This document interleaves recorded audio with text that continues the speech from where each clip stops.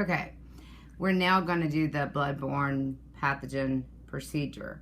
Your state board will inform you that your client has sustained an injury to the thumb, and it is an injury that is not so bad. It has not contaminated your work area. It is not an injury that she has to go to the hospital for. It's not an injury that contaminated any of your supplies or material, but it is an injury nonetheless, and you must take care of it. They want to know that you properly know how to take care of injuries. So the first thing you're going to do is sanitize your hands, because you now have to open your gloves. You have to have sanitized hands to go in there. You're going to pull out your gloves, close your gloves back up, seal them up, and then apply your gloves before you go into your first aid kit. In my first aid kit, I have individual packs already done that would sustain, and your hands are wet once you sanitize, so it's kind of hard to get on. So you might want to take just a bigger pair just for this kind of thing right here. But you want to get your gloves on.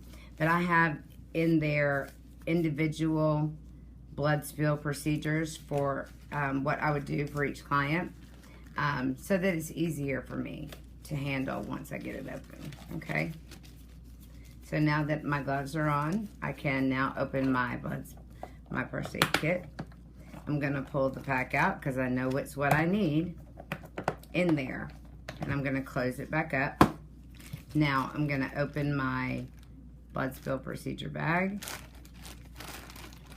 take the contents out, and then I'm going to put the bag where it is kind of open so that I can drop my items in there, okay? So I don't have to touch the bag.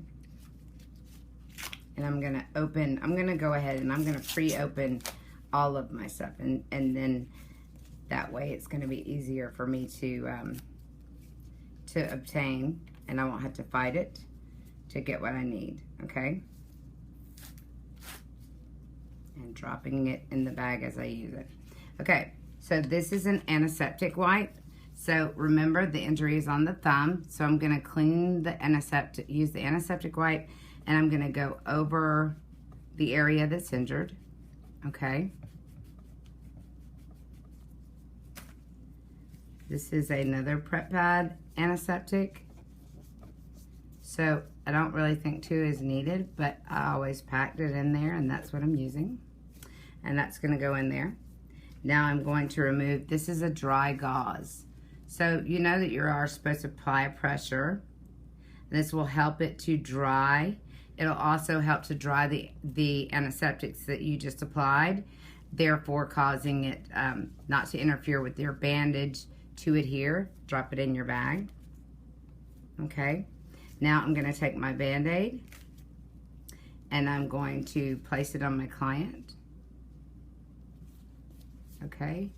Making sure to go all the way around.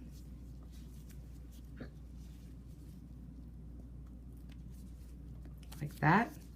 And throwing this now in the garbage. I'm going to take my gloves, turn them inside out, and put them in this bag. I am going to zip this bag shut. And then this bag is going to go in the bag underneath me that is labeled items to be thrown away, trash, underneath me.